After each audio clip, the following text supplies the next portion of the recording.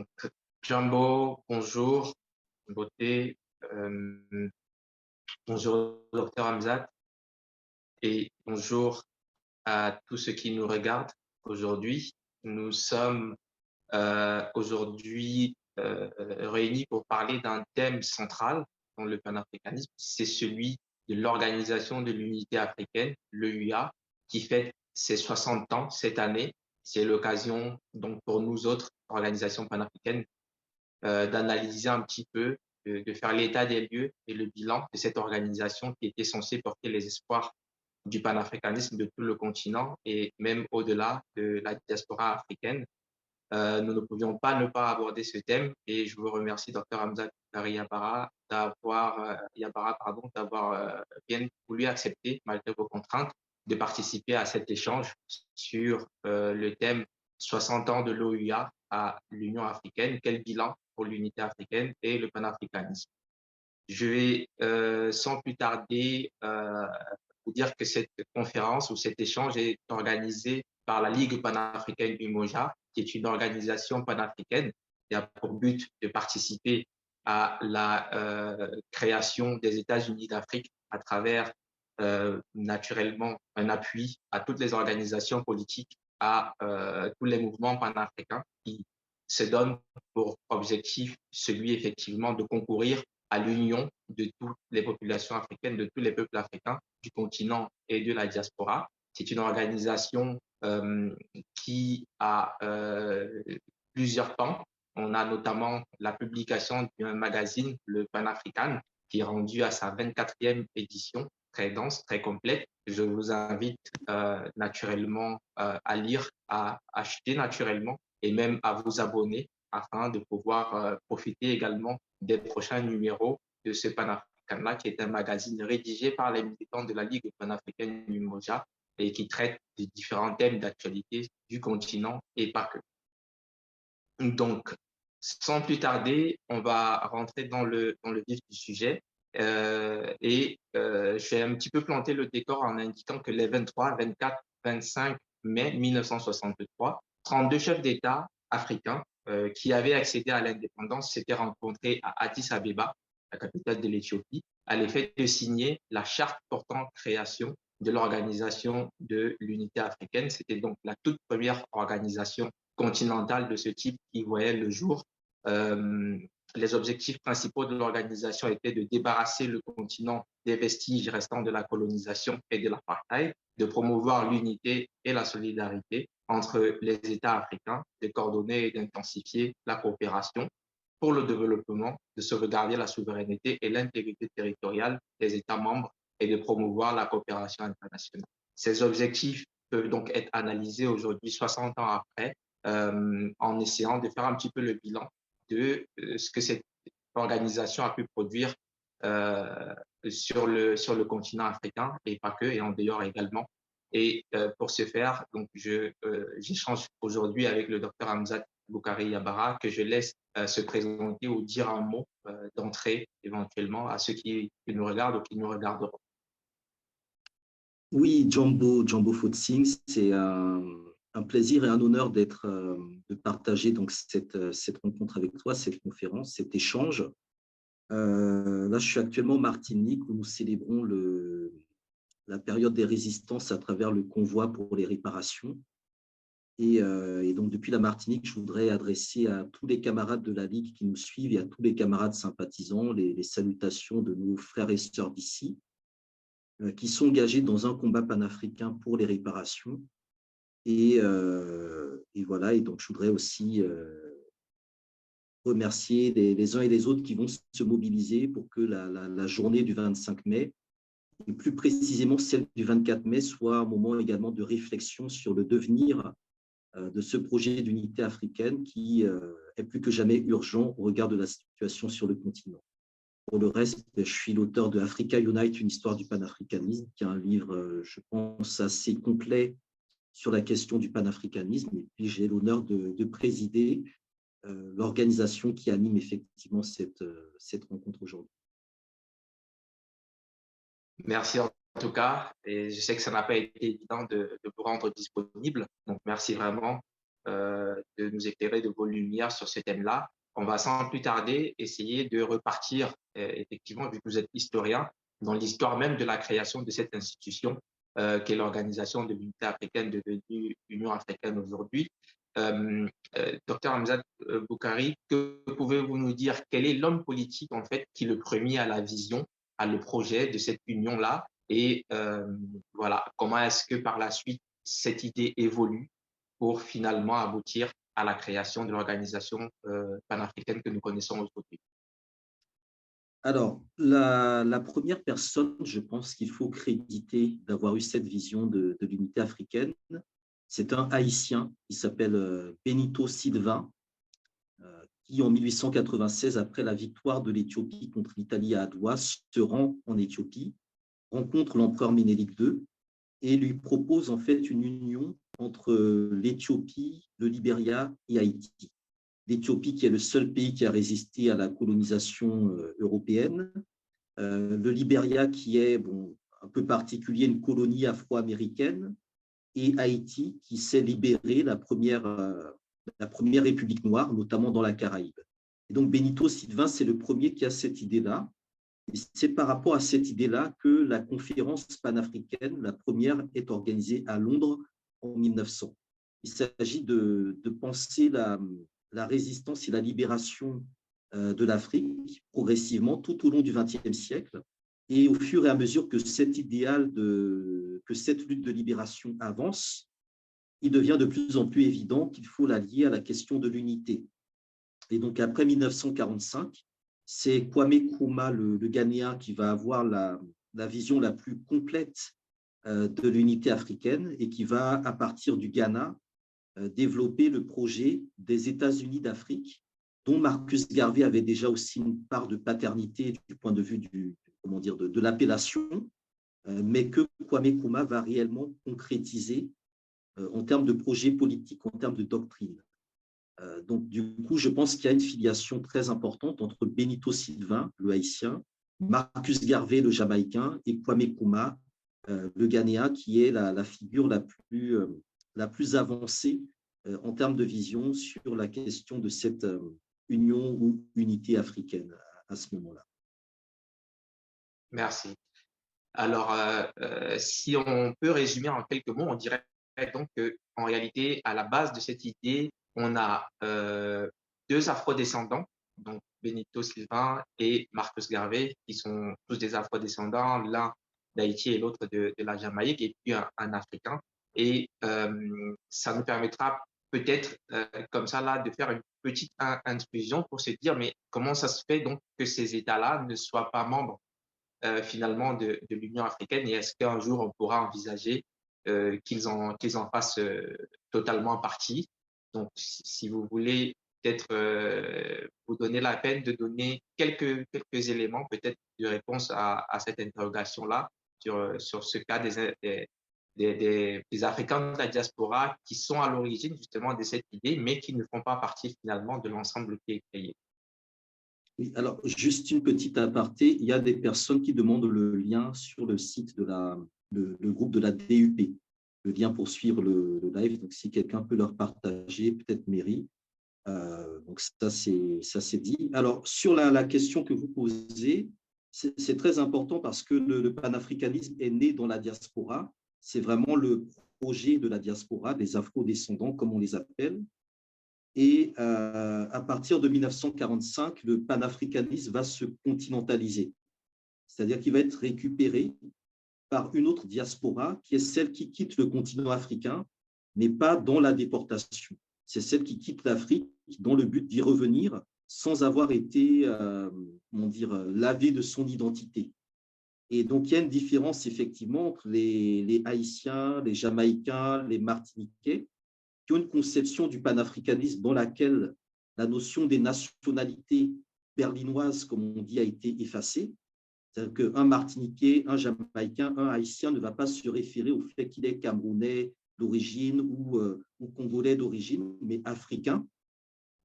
Et l'autre diaspora plus récente qui va quitter l'Afrique dans le cadre de ce qu'on appelle les enclos coloniaux berlinois, qui va quitter le Cameroun, qui va quitter le Sénégal, qui va quitter le Congo, pour venir en France, en Belgique, aux États-Unis ou ailleurs, dans l'idée de repartir avec toujours un nationalisme chevillé au corps.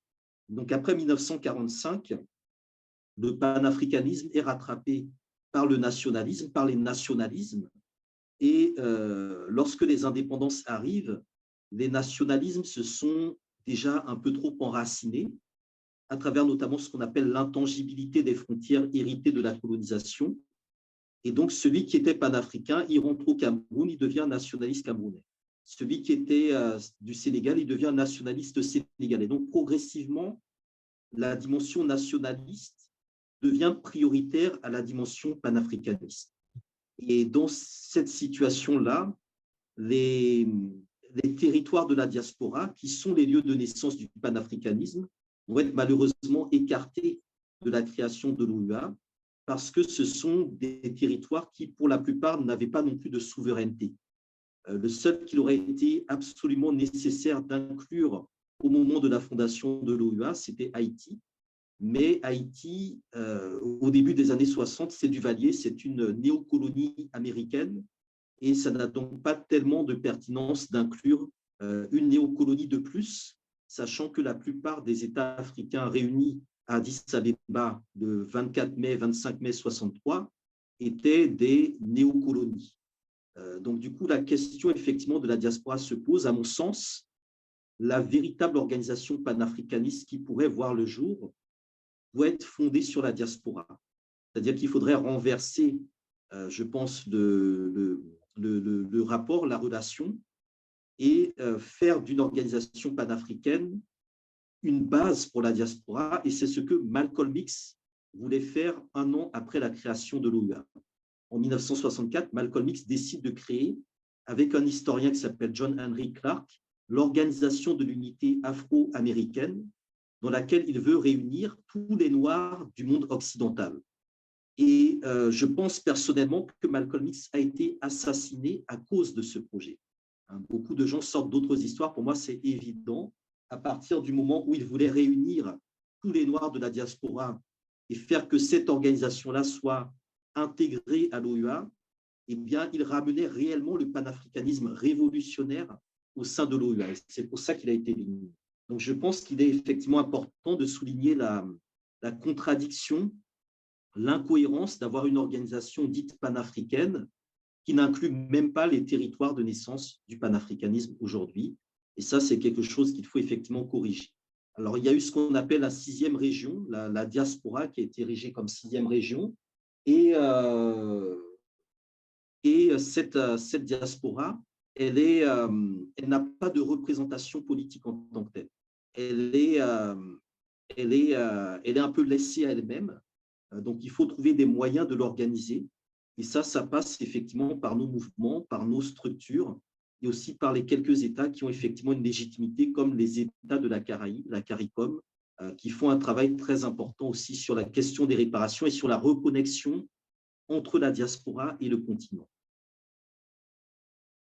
C'est très clair. Et on peut simplement, effectivement, insister un petit peu sur l'aspect de l'apport de Malcolm X de ce point de vue-là, car il participe en effet à la 2e rencontre des chefs d'État africains en 1964, où effectivement, il leur suggère de faire front commun avec la diaspora africaine, parce que les luttes sont communes et seule l'Afrique peut protéger ses enfants qui ont été déportés involontairement par l'esclavage durant des siècles. Mais en outre, il insiste sur un point stratégique qui me semble très intéressant, en tout cas de souligner, c'est celui en fait de la connaissance et de la pleine maîtrise du système impérialiste par les enfants africains, les afro-descendants donc, qui sont nés dans ce système, qu'ils connaissent, qui l'ont côtoyé de près et qui sont donc en mesure d'apporter une vision stratégique beaucoup plus pertinente que celle que pourraient avoir les Africains restés sur le continent, qui ont un rapport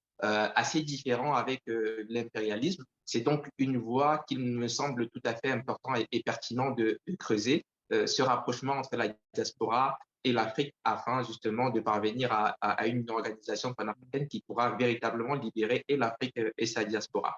Pour retourner sur le continent et au thème principal de la journée, Est-ce que vous pouvez nous dire dans quel contexte l'OUA naît, étant donné qu'on sort de la Deuxième Guerre mondiale, que beaucoup de pays africains sont encore colonisés ou occupés, et que certainement une idée d'une organisation pareille qui a pour vocation de libérer l'Afrique, de protéger sa souveraineté et de chasser le colonialisme n'était certainement pas vue d'un bon œil par tous. Est-ce que vous pouvez nous faire un petit résumé du contexte dans lequel l'organisation de l'unité africaine naît?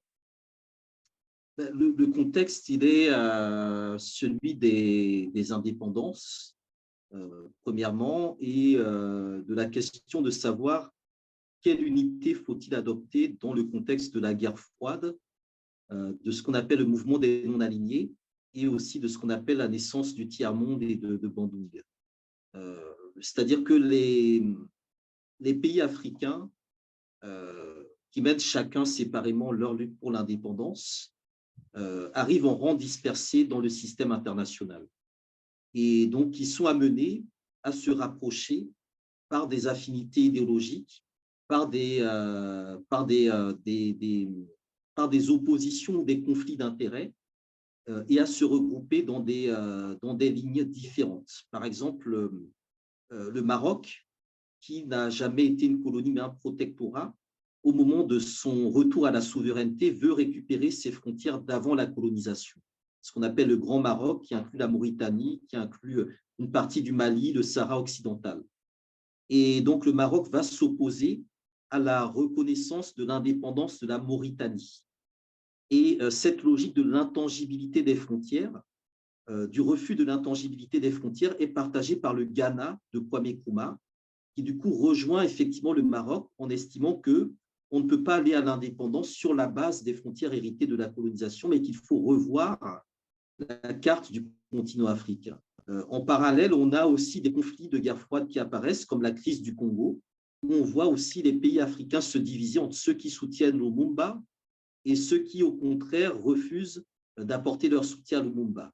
Et dans ceux qui refusent de soutenir Lumumba, il y a ceux qui sont dans la capitale juste en face, à Brazzaville, principalement d'anciennes colonies françaises, qui vont constituer le groupe de Brazzaville.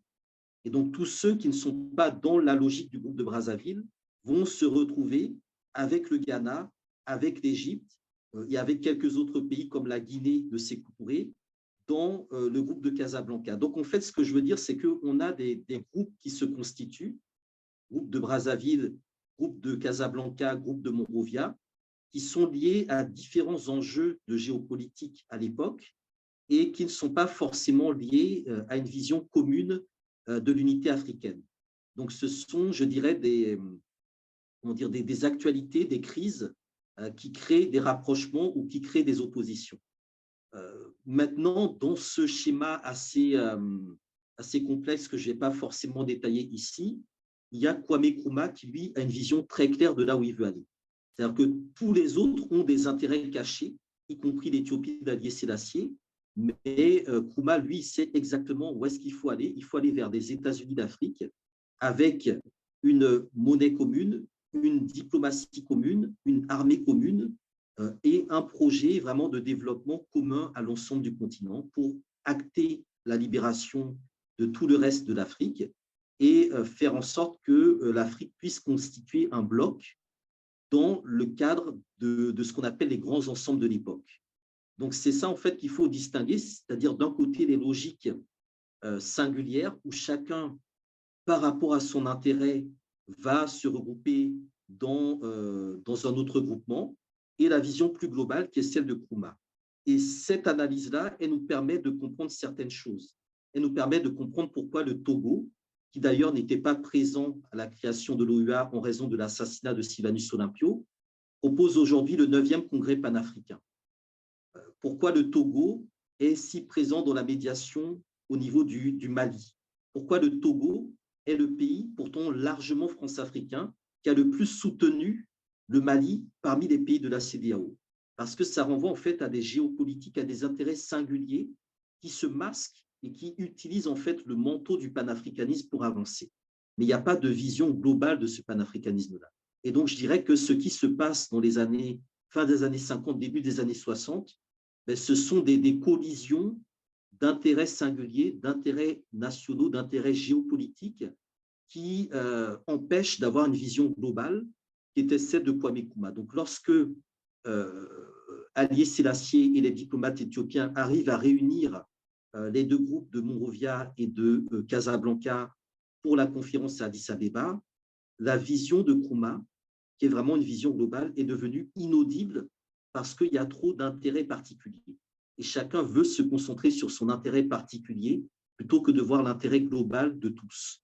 Ce qui fait que le 24 mai 1963, qui pour nous est la vraie date panafricaniste, Kwame Nkrumah fait son discours que l'on retrouve dans son livre « L'Afrique doit s'unir », où il explique très clairement qu'il faut renoncer à nos souverainetés petites et grandes pour renaître dans un ensemble continental.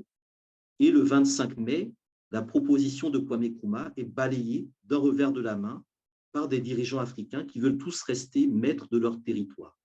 Et donc, c'est ce qu'on appelle le consensus d'Addis-Abeba, où pour montrer une unité de façade au reste du monde qui était divisé, l'Europe était divisée entre l'Est et l'Ouest, le monde était divisé entre l'Est et l'Ouest, eh bien, les dirigeants africains se sont dit, on va montrer une unité de façade pour montrer que l'Afrique est unie.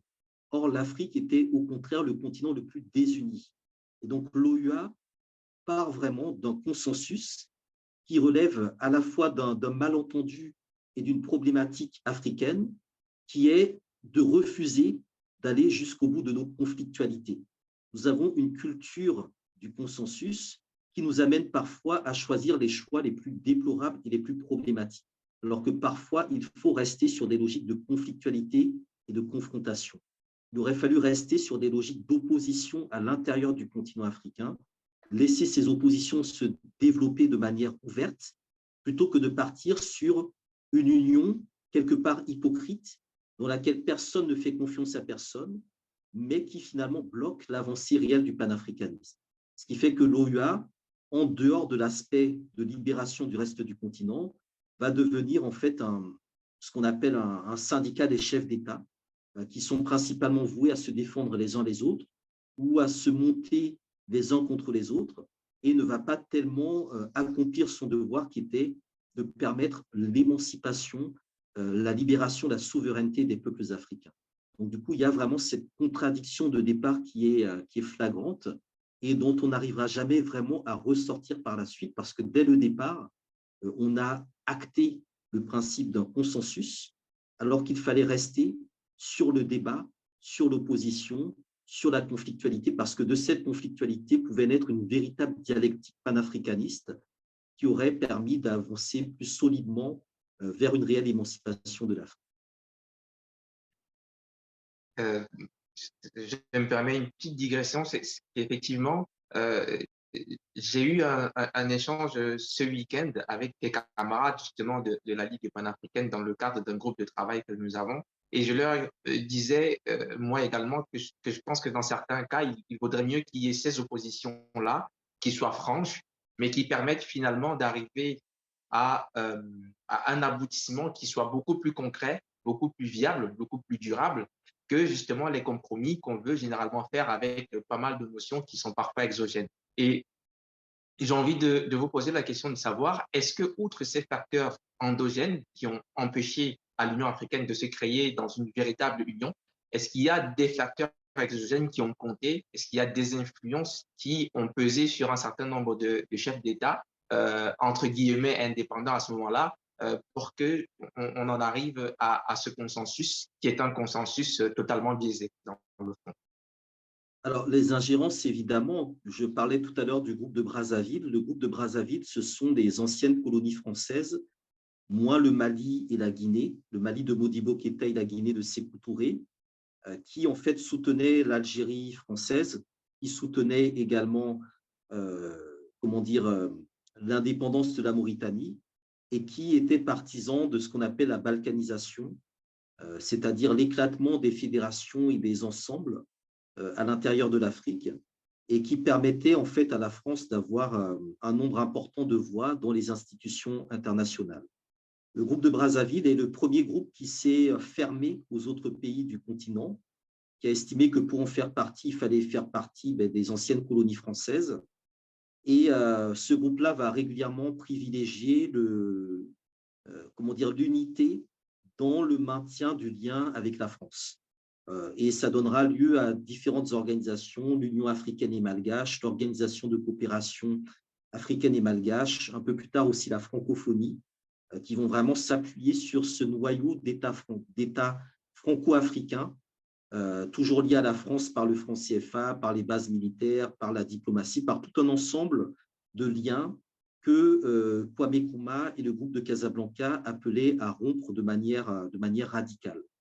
C'est important de rappeler que dans les documents du groupe de Casablanca, dès les années 50, 58 notamment, il était déjà question de l'expulsion des bases militaires étrangères du sol africain, de la monnaie, de la sortie du franc CFA. Donc, tous ces enjeux d'aujourd'hui qui expliquent pourquoi aujourd'hui des Sud-Africains disent ou des Nigérians disent que le problème de l'Afrique, ce sont les anciennes colonies françaises.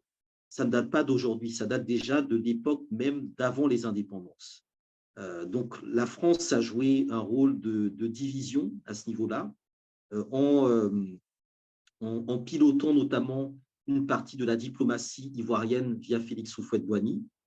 Les États-Unis ont également joué un rôle,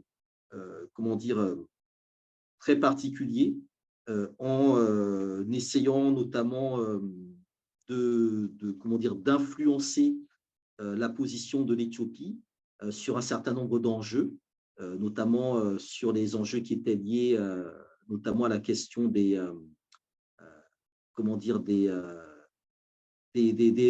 rapprochements avec les pays arabes et Israël à l'époque.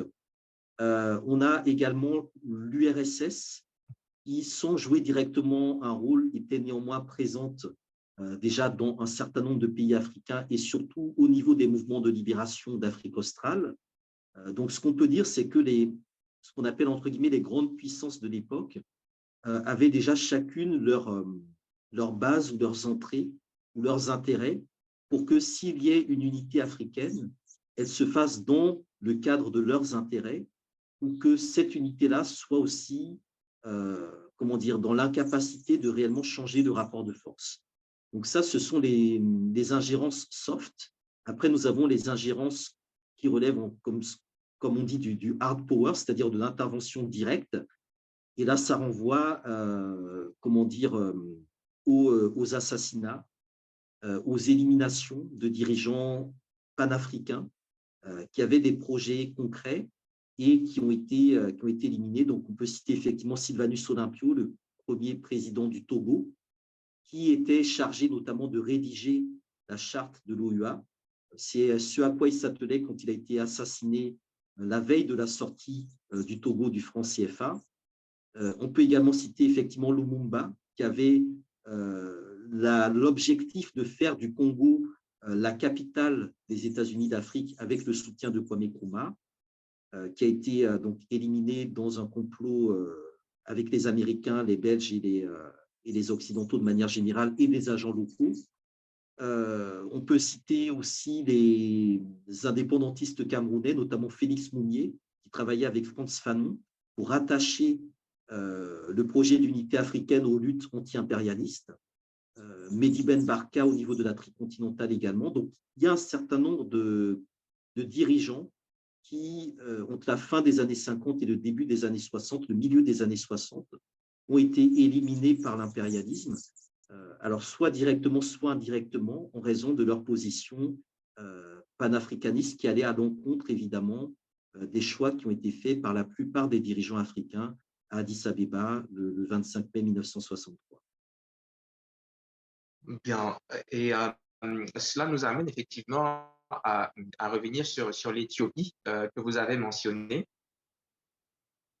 Pourquoi le choix d'Addis Abeba, par exemple, pour abriter cette conférence? Comment est-ce que les autorités, l'empereur Haïlé Sélassié et sa diplomatie réussissent à réunir les deux groupes opposés de Casablanca et l'autre, afin justement de tenir une réunion qui permettra de signer la charte de l'OUA? Et pourquoi finalement le choix d'Addis Abeba comme siège de l'organisation? Est-ce un choix qui veut simplement laisser une part d'honneur un petit peu à Haïlé Sélassié avec la bataille et la victoire contre l'Italie, les forces impérialistes européennes, ou est-ce un choix qui a d'autres logiques finalement pour choisir donc Addis Abeba comme siège de l'Union africaine ou de l'OUA et comme lieu justement de rencontre pour cette première conférence qui donnera naissance à l'organisation de l'unité africaine? Alors, l'Éthiopie, à la base, l'Éthiopie faisait plutôt partie du groupe de Monrovia. Donc, l'Éthiopie n'était pas réellement dans le camp, entre guillemets, révolutionnaire, parce que l'Éthiopie, comment dire, avait déjà des enjeux internes. La question de l'Érythrée.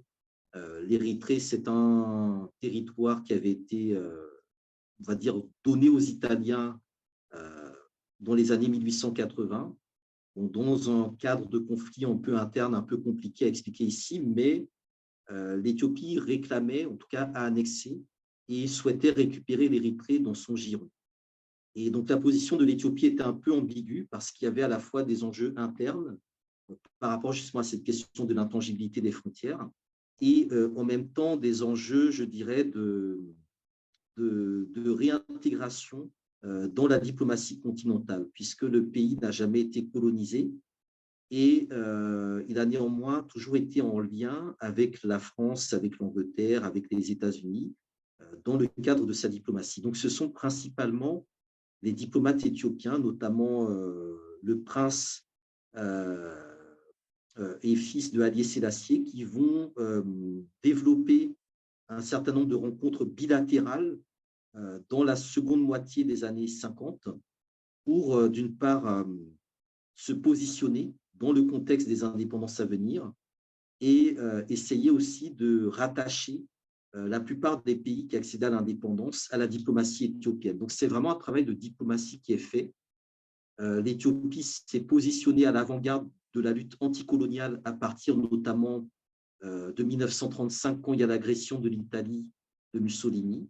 Et on voit apparaître dans le paysage politique éthiopien, dans les années 40, des jeunes leaders nationalistes, panafricanistes, qui veulent vraiment repenser la question du droit international. Parce que la particularité de l'Éthiopie, c'est que c'est un pays qui est à la Société des Nations, donc l'ancêtre des Nations Unies, et qui a bien vu que les pays occidentaux ne respectent pas leurs propres traités.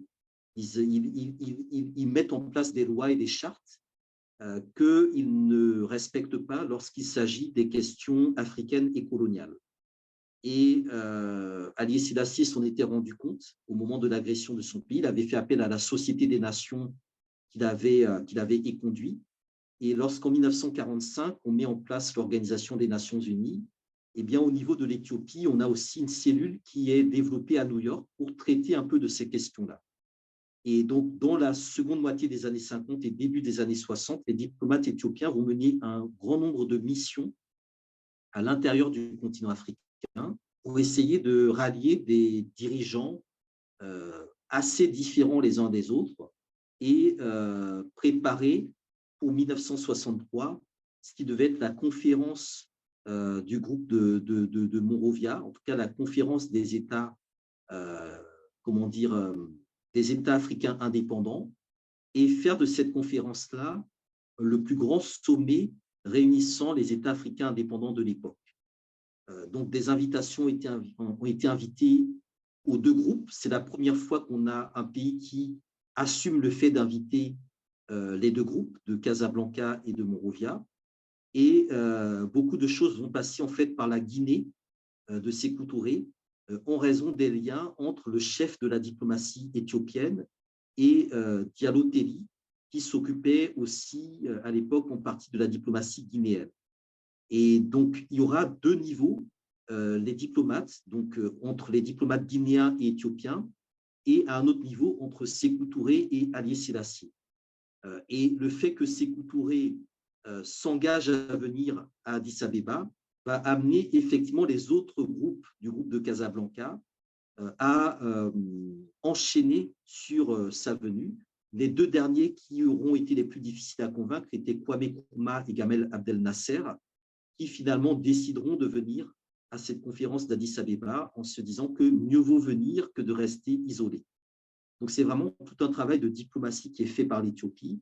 C'est également un travail de pré-rédaction de la charte de l'OUA qui est fait par les diplomates éthiopiens, qui s'appuie en partie sur la charte de l'Organisation des États américains, qui est une organisation en réalité pilotée par les États-Unis. Donc, ça montre aussi les liens un peu avec les États-Unis à l'époque. Et l'enjeu, c'était d'arriver vraiment à une charte qui soit la base d'un forum de discussion entre les États africains et qui préserve en fait les différentes souverainetés. Donc, l'idée, c'était que on ne puisse pas mettre en avant des notions d'ingérence et que, comment dire, le cadre panafricain soit principalement un cadre de concertation et de mobilisation. Et le refus de valider l'ingérence dans les affaires internes d'un pays, pour le cas de l'Éthiopie, c'était lié à sa volonté que les autres pays africains ne se mêlent pas de la manière dont l'Éthiopie voulait régler le cas de l'Érythrée. Et donc, on voit bien qu'il y a des enjeux entre ce qui relève du droit national et ce qui relève du droit international. C'est-à-dire que l'Éthiopie considérait que la question de l'Érythrée ne relevait pas du droit international, mais de ses propres affaires internes. Et donc, l'enjeu, c'était de valider des traités, des chartes, des documents qui, comment dire, internalisent les problèmes au lieu de les externaliser. Et le revers de cette question, c'est la question du Congo. Est-ce que la question du Congo relève d'un enjeu de souveraineté nationale ou est-ce que la question du Congo relève du droit international et donc du Conseil de sécurité des Nations unies? Et l'Éthiopie ne voulait pas que ce soit, par le cas de l'ingérence, des puissances étrangères qui viennent s'immiscer dans ses affaires intérieures. Et cette vision-là était partagée par d'autres pays africains qui voulaient se construire en État-nation et qui ne voulaient pas que d'autres pays se mêlent de la manière dont ils géraient leurs problématiques de minorité interne. Donc, du coup, il y a dans le travail de l'Éthiopie quelque chose de très intéressant en termes de réflexion sur le type de droit à mettre en place et sur la juridiction ou l'étendue de la juridiction de ce droit-là. Et le travail de diplomatie des Éthiopiens, il est remarquable. Et à l'issue effectivement de cette conférence, on établit le siège de l'OUA à Addis Abeba et on décide que le premier secrétaire général sera un Guinéen. Donc, on matérialise en fait l'alliance entre l'Éthiopie et la Guinée qui a permis de rapprocher les pays du groupe de Monrovia, donc l'Éthiopie, avec ceux du groupe de Casablanca, la Guinée. Et ça aussi, c'est à mettre en lien avec des rivalités que l'on pouvait voir entre Kwame Nkrumah et Sékou Touré, par le fait qu'une partie de la communauté internationale préférait mettre en avant Sékou Touré plutôt que Kwame Nkrumah. Et ça renvoie à des stratégies où l'impérialisme, parfois, va mettre en avant un panafricaniste, je ne vais pas dire de la dernière heure, mais Sékou Touré est quand même beaucoup moins calé sur le panafricanisme que Nkrumah. Il a rattrapé le wagon. Au départ, Sékou Touré était un très proche de Félix Houphouët-Boigny. C'est vers la fin qu'il a compris le jeu et qu'il s'est retourné. Mais on a préféré mettre en avant quelqu'un qui s'est, entre guillemets, un peu converti au panafricanisme plutôt que de garder celui qui était l'essence même du panafricanisme. Et cette rivalité entre le Ghana et la Guinée, ce sont aussi des choses qu'il faut garder à l'esprit dans les circonstances où Kwame Nkrumah, après son renversement, partira en exil en Guinée. Amilcar Cabral sera également en Guinée et la situation de Sékou Touré va l'amener effectivement à rentrer dans une forme de paranoïa autour justement du maintien de son pouvoir. Donc, le lien dont Diallo Telli d'ailleurs fera les frais, donc le lien entre l'Éthiopie et la Guinée, dans ce contexte-là, il me semble très important à creuser et à développer, parce que c'est de là vraiment que part, je dirais, la neutralisation d'un panafricanisme révolutionnaire d'une certaine manière. D'accord. Et donc, au terme de toute cette tractation au terme de tous ces échanges qui conduisent justement au compromis qu'on peut constater, dont vous avez fait mention, qui est un très mauvais compromis au final, avec des intérêts totalement divergents qui se réunissent quand même sous la forme d'une organisation panafricaine. Quels sont les objectifs que finalement donc, cette institution se donne et quelles sont les institutions créées à cette occasion-là pour pouvoir atteindre les objectifs en question? Les objectifs ils sont assez simples. Il s'agit d'achever la libération du continent africain, principalement, et de poser la question de, comment dire, d'un cadre de concertation, comme le nom le dit, d'une organisation de l'unité africaine. C'est-à-dire qu'il faut, comment dire, voir comment les pays africains vont collaborer une fois qu'ils se seront libérés. Donc, premièrement, parachever la libération du continent africain et deuxièmement, établir un cadre, un forum de coopération interétatique entre les pays africains. Donc, c'était assez modéré. Les objectifs étaient assez simples, assez basiques. En termes de structure, il y aura une assemblée des chefs d'État qui sera mise en place, qui est une assemblée souveraine. Donc, c'est là que les décisions se prennent. Donc, on est vraiment sur un organe géré par les chefs d'État.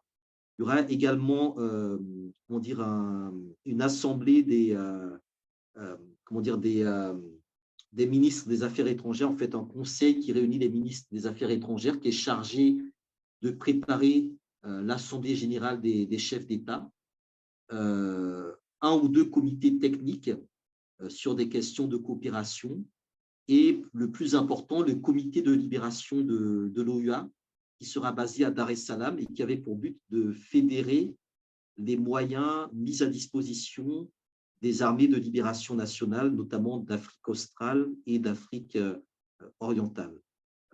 Voilà, donc c'est à peu près ces éléments qui sont mis en place à l'époque. Il n'y a pas de, comment dire, il n'y a pas d'armée continentale, il n'y a pas d'armée commune, il n'y a pas de diplomatie commune. On reste vraiment sur le chacun pour soi, avec l'idée néanmoins qu'on va appuyer deux ou trois structures de coordination, de coopération qui se réuniront 2 fois par an pour aborder un peu les grands enjeux du continent africain. Donc, il n'y a pas vraiment de cadre souverain. Le secrétaire général, il est là pour gérer l'administration de l'organisation. Il a un rôle principalement d'exécutant et de secrétariat. Il y a une présidence tournante qui est mise en place dès cette époque-là. Donc, chaque année, on a un président africain qui préside l'Assemblée générale des chefs d'État.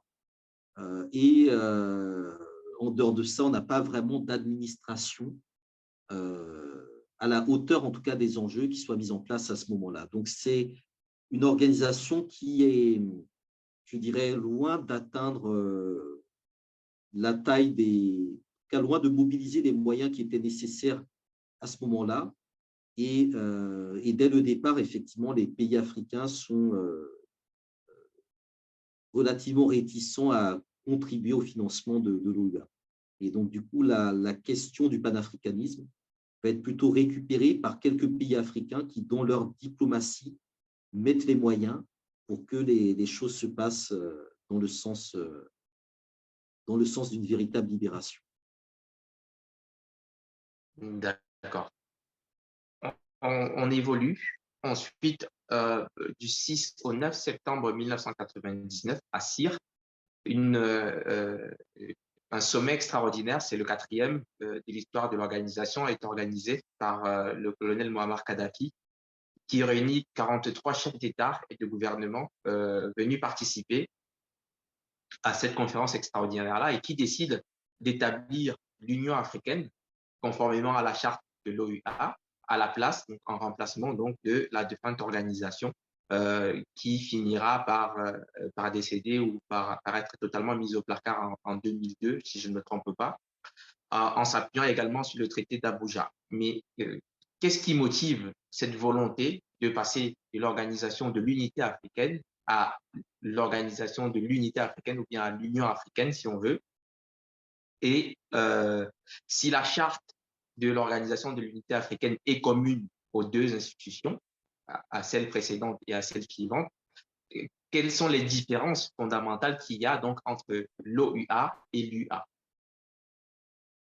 Ben, les différences fondamentales, déjà, c'est le contexte, c'est-à-dire que l'Union africaine est créée sur les décomptes de l'OUA parce que l'OUA avait pour objectif la libération du continent africain et donc on estimait que c'était achevé avec l'élection de Nelson Mandela en avril 1994, mai 1994, et que l'OUA avait accompli ce pourquoi elle avait été créée et qu'il fallait maintenant passer à un autre chapitre de l'unité africaine, passer directement à l'union. Donc, on passe de l'unité qui a été organisée à l'union qui a été, entre guillemets, établie. Et le problème, c'est que les mêmes causes font les mêmes conséquences, puisque autant en 1963 à Addis Abeba, on avait des pays qui n'étaient pas du tout d'accord entre eux, mais qui se sont mis dans la même organisation, autant à Sirte, la figure de Kadhafi fait que des pays qui n'étaient absolument pas d'accord les uns avec les autres se sont tous mis ensemble. Donc pour moi, Kadhafi a forcé encore plus le consensus d'Addis Abeba. Il a reproduit ce qui fait que l'OUA ne fonctionnait pas et que l'UA ne peut pas fonctionner, en faisant adopter à l'unanimité effectivement les éléments de l'Union africaine. Or, il est impossible d'avoir l'unanimité à l'échelle du continent africain sur des enjeux aussi différents, pour des pays aussi différents que l'Afrique du Sud qui est, on va dire, indépendante, la Côte d'Ivoire qui est néocolonie française, Comores qui a le cas de Mayotte, etc. Donc, on voit bien que quelque chose qui est décidé à l'unanimité par rapport à l'Union africaine, par rapport à la mise en place d'un projet d'Union africaine, c'est quelque chose qui n'est pas crédible. Parce que nous avons énormément de différends à discuter, à débattre entre nous. On ne peut pas adopter quelque chose à l'unanimité tant qu'on n'a pas été capable de se mettre d'accord sur quel est le modèle économique que nous voulons pour le continent africain, quel est le modèle ou le système politique que nous voulons pour le continent africain, quelles sont les politiques de développement, d'éducation, etc., que nous voulons pour le continent africain. C'est-à-dire qu'on a mis, encore une fois, la charrue avant les bœufs, comme on dit. Et ça, c'est lié à la personnalité de Kadhafi, qui avait là encore son agenda personnel pour réexister sur la scène internationale et continentale. Donc, pour moi, l'Union africaine, elle reprend vraiment les mêmes problématiques que l'OUA. Elle n'a pas d'armée, elle n'a pas de moyens de défense, elle n'a pas de financement crédible en dehors de l'argent que Kadhafi pouvait verser à l'époque. Elle n'a pas de vision, elle n'inclut pas la diaspora, elle n'inclut pas les peuples, même s'il y a un conseil économique et social qui est mis en place. Et elle n'est pas, contrairement à l'OUA, dans une logique de lutte de libération. C'est-à-dire que autant l'OUA soutenait les mouvements révolutionnaires, autant du temps de l'OUA, des organisations panafricanistes pouvaient espérer avoir du soutien matériel et financier révolutionnaire, autant l'UA est plus sur une approche très néolibérale, gouvernance globale, comment dire, marché public, etc. Donc, le côté, je dirais, révolutionnaire du panafricanisme est encore plus mis de côté au profit d'une approche plus bureaucratique, technocratique, qui fait que beaucoup de gens ont dit que l'Union africaine, ben, c'est une copie de l'Union européenne. Et d'ailleurs, le drapeau de l'Union africaine reprend celui de l'Union européenne, c'est les étoiles autour du continent. L'Union européenne finance d'ailleurs largement l'Union africaine. Voilà, les institutions, les structures sont plus ou moins des copier-coller. Donc, d'une certaine manière, ce que Kadhafi a mis en place de manière très, comment dire, très autoritaire, n'a pas permis de poser un certain nombre de débats que nous aurions dû avoir. Voilà, c'est assez intéressant aussi de voir que Kadhafi, c'est quand même l'Afrique du Nord, qu'on a beaucoup de débats en interne de gens qui disent qu'il ne faut pas mettre l'Afrique du Nord dans le panafricanisme. Et visiblement, bon, il y a des dirigeants qui échappent à cette catégorie. C'est-à-dire que je vois souvent des personnes dire il ne faut pas mettre l'Afrique du Nord dans le panafricanisme. Et ces personnes-là sont les premières à dire que Kadhafi était bien, qu'on le regrette, etc.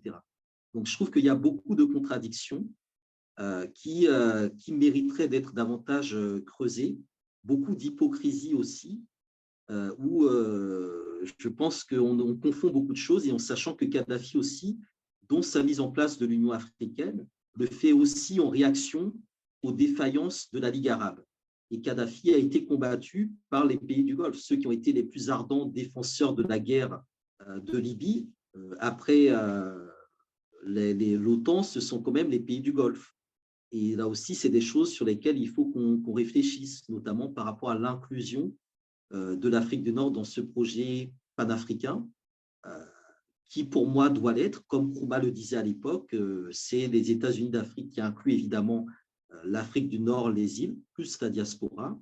Et dans le cas de Kadhafi aussi, là aussi, il y a des éléments à soulever dans les connexions qu'il pouvait avoir aux États-Unis avec des gens comme Farrakhan, la Nation of Islam, etc. Ça ne correspond pas tout à fait à la ligne de Malcolm X ou de Kwame Nkrumah, en tout cas du panafricanisme qui s'inscrit dans des approches, je dirais, moins compatibles avec le système. Voilà. Mais l'Union africaine, effectivement, est créée très rapidement et il y avait de l'ambition, c'était l'ambition de Kadhafi. Il y avait d'autres projets qui avaient été présentés à l'époque, ceux d'Abdoulaye Wade, ceux de Obasanjo, ceux de Thabo Mbeki, mais Kadhafi a un peu, comment dire, éteint le jeu par sa surface financière, par sa capacité, je dirais aussi, à séduire, parce que les sommets qui ont été organisés à Sirte ont été organisés avec beaucoup de faste. Voilà, par sa diplomatie, comment dire, de la déstabilisation. Voilà, donc il a créé l'Union africaine. En tout cas, c'est vraiment lui qui a la création de l'Union africaine. Et aujourd'hui, cette Union africaine, elle a autant de difficultés, voire plus que l'OUA à l'époque. Et donc, avec toutes ces difficultés, avec toutes ces divergences, les approches, les intérêts qui sont parfois égoïstes dans la création de cette organisation-là, quel peut en être le poids et l'influence aujourd'hui sur la scène internationale d'un point de vue politique? Est-ce qu'elle est en mesure de s'opposer aux diktats justement de l'Occident et aux interventions militaires, par exemple, les renversements de gouvernements en Afrique? On a vu justement Kadhafi lui-même en faire les frais avec l'intervention décidée par l'Occident en Libye. On a également le souvenir d'une opération militaire française en Côte d'Ivoire qui permet le renversement de Laurent Gbagbo. On a également en mémoire des sanctions contre le Zimbabwe. Est-ce que finalement, donc, cette organisation-là, si déstructurée, si ensemble, mais totalement désunie ou avec des visions différentes, est-ce qu'elle est en mesure de faire un véritable contrepoids à l'Occident et au reste de la communauté internationale qui impose et sanctions et interventions militaires en Afrique? L'Union africaine, elle n'a pas de poids, elle n'a pas de poids sur la scène internationale en tant que telle. Elle peut produire des communiqués, décréter des sanctions, dénoncer des violations constitutionnelles à géométrie variable. Notamment, elle est censée condamner les arrivées au pouvoir par la force anticonstitutionnelle. Donc, les putschs, les interventions militaires sont sanctionnées, mais les problématiques type troisième mandat ne le sont pas. Elle n'est pas non plus en capacité d'imposer une véritable équité juridique, parce qu'en fait, tous les États africains ont des systèmes différents les uns des autres. Donc, du coup, l'enjeu de l'Union africaine serait d'essayer d'harmoniser tous ces systèmes-là et ensuite d'imposer ce système unifié à l'ensemble des États africains pour aller justement vers des États-Unis d'Afrique. De la même manière que si on caricature, aux États-Unis, vous avez tous les 4 ans, au même moment, des élections où on élit ceux qui vont élire le président de l'Union et les gouverneurs de chacun des États, etc., à partir d'un tronc commun. Donc, l'Union africaine n'apporte pas aux États africains, pris séparément, ce tronc commun qui leur permettrait de se décharger d'un certain nombre de problématiques. Les problématiques sécuritaires, voilà, l'Union africaine n'a pas d'armée, les problématiques économiques. L'Union africaine n'a pas de fonds monétaires ou de banque centrale. Donc ça, c'était plus ou moins l'un des projets de Kadhafi, mais là aussi, c'était un peu particulier. L'Union africaine n'a pas non plus de véritables représentants diplomatiques comme l'Union européenne ou les États-Unis ou d'autres pays en ont. C'est le président de la Commission qui généralement assure cette fonction, mais lui-même n'est pas indépendant. Et enfin, l'Union africaine n'a pas d'appareil médiatique, n'a pas de visibilité et n'existe pas dans le quotidien des populations africaines. Donc, à partir du moment où elle n'existe pas dans le quotidien des populations africaines, elle peut difficilement impacter les rapports de force à l'international. Lors de la guerre de Libye, Jean Ping, qui était le secrétaire général, non, le président de la commission à l'époque, avait voulu effectivement proposer un plan de sortie de crise au nom de l'Union africaine, mais Sarkozy a menacé d'abattre son avion s'il se rendait en Libye pour négocier avec Kadhafi. Donc, on voit bien que l'Union africaine n'a pas d'autorité en tant que telle.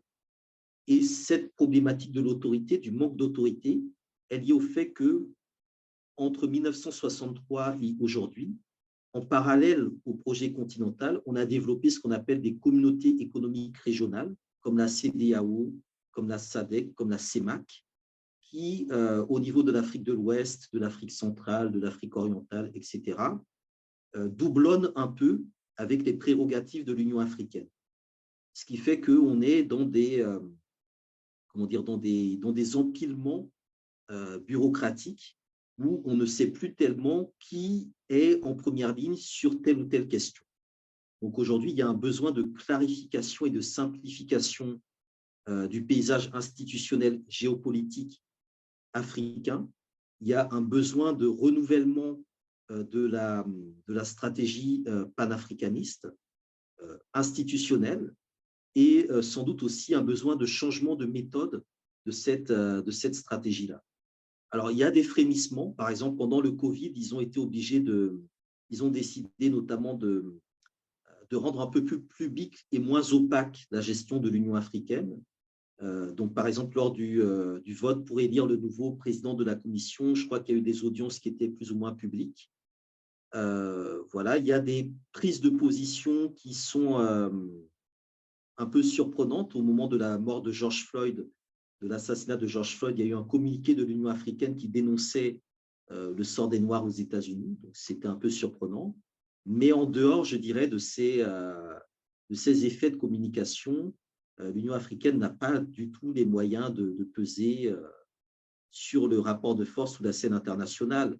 Et je le dis aussi de manière anecdotique, puisque moi, je corrige aussi dans mon travail des copies d'étudiants ou de lycéens qui traitent notamment des questions de mondialisation.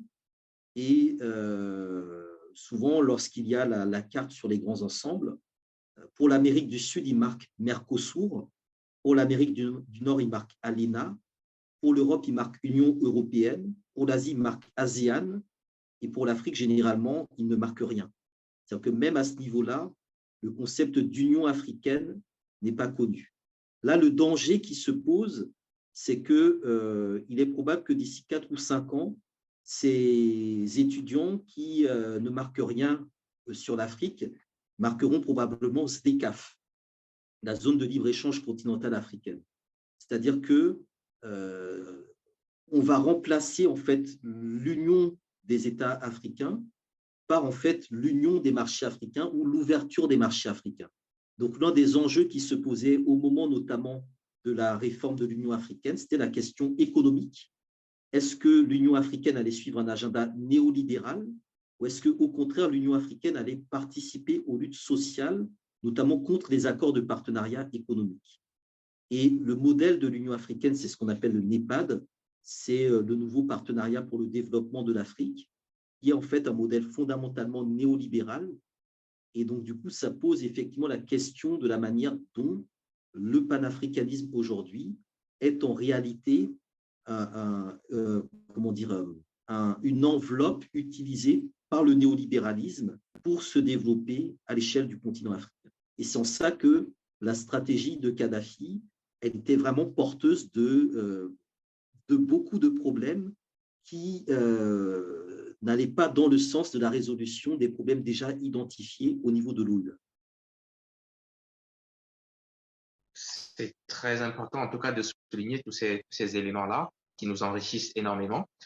Euh, Dans une interview en prélude justement à l'organisation du 60e anniversaire de l'Organisation de l'Unité africaine ou de l'Union africaine, le professeur Claude Lumumba affirme que l'Union africaine est à 70% financée par l'extérieur. Il y a un certain nombre d'organisations gouvernementales ou non, comme la GIZ allemande ou l'organisation Raoul Wallenberg, par exemple, Institute.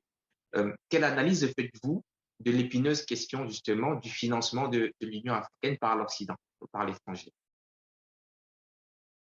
Le financement, c'est le nerf de la guerre, comme on dit. Donc, si on n'est pas capable de financer une organisation, on ne la crée pas. Ça, c'est un premier élément. Le deuxième élément, l'Union africaine est pensée comme une part de marché. C'est-à-dire que les Allemands apportent ce qui les intéresse, les Chinois apportent ce qui les intéresse, les Turcs également, les Français, les Japonais. Tout le monde, en fait, apporte ce qui l'intéresse dans l'Afrique. Et bon, moi, j'ai été 2 fois à Addis Abeba, l'Union africaine, là, dans le siège. Donc, je ne passe pas ma vie là-bas, mais des gens qui y sont plus régulièrement ont l'air de dire qu'on croise plus souvent des diplomates non africains que des diplomates africains. Et qu'apparemment, c'est plutôt un lieu où l'Afrique se vend et s'achète par des promesses, par des parts de marché, sans doute aussi par des mécanismes de corruption. Tout ça sous l'écoute des micros chinois, je crois. Donc, on voit bien que voilà, une institution qui n'est même pas capable de construire ses propres bâtiments. Le bâtiment dédié à la paix et la sécurité a été construit par les Allemands. Ça pose des problèmes, ça pose des soucis. Je pense également qu'on est dans quelque chose qui renvoie à ce qu'on appelle le Global Compact Africa, quelque chose qui est lancé notamment par l'Union européenne, dont ces réunions, ces sommets Union européenne, Union africaine, et qui vise effectivement à faire de l'Afrique le prolongement de la politique de l'Union européenne en termes de dotation, en termes de marché, en termes d'intérêt stratégique. Et on l'a vu notamment au moment du conflit en Ukraine, où l'Europe s'attendait à ce que l'Afrique vote comme elle, parce que l'Union européenne finance l'Union africaine. Mais on a bien vu que c'était beaucoup plus compliqué que ça et que la crédibilité d'une organisation panafricaine, enfin, entre guillemets panafricaine, non financée par les Africains, amène beaucoup d'autres pays africains à s'en détourner, à préférer développer d'autres axes de collaboration, d'autres axes de partenariat. Et c'est un élément à soulever. Après, la réforme qui avait été lancée en 2017 par Paul Kagame avec Donald Gaberuka avait pour but de financer l'Union africaine par des prélèvements. Bon, ça, c'est des vieux projets. Visiblement, ça ne fonctionne pas. Mais on peut quand même s'interroger sur ces déclarations qui sont faites à l'emporte-pièce et qui n'ont pas vraiment l'air d'être suivies de résultats concrets. Donc, il y a aussi une problématique de la culture du résultat qui se pose au niveau de l'Union africaine. Sankara, dans les années 80, disait qu'il fallait acter la fin de l'OUA et faire autre chose. Je pense que quand vous êtes une organisation qui n'a pas de résultat, eh bien, il faut acter la dissolution, la fin de cette organisation et repartir sur d'autres bases, sur d'autres fondements. Et cette absence de sanctions vis-à-vis de l'Union africaine est aussi liée au fait que c'est une organisation qui n'est pas démocratique, dont les représentants, les dirigeants ne sont pas votés par le peuple africain et donc n'ont pas finalement de compte à rendre au peuple africain. Et ça aussi, c'est quelque chose qui facilite la domination, la mainmise des Occidentaux sur l'Union africaine. Et c'est aussi quelque chose qui décrédibilise le panafricanisme, puisque beaucoup de gens, effectivement, associent ou limitent le panafricanisme à l'Union africaine. Alors qu'en réalité, l'Union africaine est juste le cadre, on va dire, de négociation des affaires africaines, mais ce n'est pas un cadre fondamentalement panafricain aujourd'hui, même si j'insiste dessus, lors de son passage à la présidence de la commission de Madame Dlamini Zuma, donc la sud-africaine, avait quand même impulsé des choses très intéressantes, mais on voit bien qu'à l'époque, on lui avait mis beaucoup de bâtons dans les roues parce qu'on ne souhaitait pas que l'Union africaine soit présidée, dirigée par une vraie puissance africaine qui aurait des visions. Et ça rejoint l'opposition qu'il y a eu entre Kadhafi d'un côté et de l'autre côté, 3-4 pays, notamment l'Égypte, le Nigeria et l'Afrique du Sud, qui ne voulaient pas suivre du tout la ligne de Kadhafi. Donc là aussi, c'est des points, je pense, qui sont importants à souligner, mais l'argent, c'est effectivement le nerf de la guerre, et Dieu sait qu'il y a énormément d'argent en Afrique et qu'on pourrait financer une toute autre organisation panafricaine avec nos propres moyens.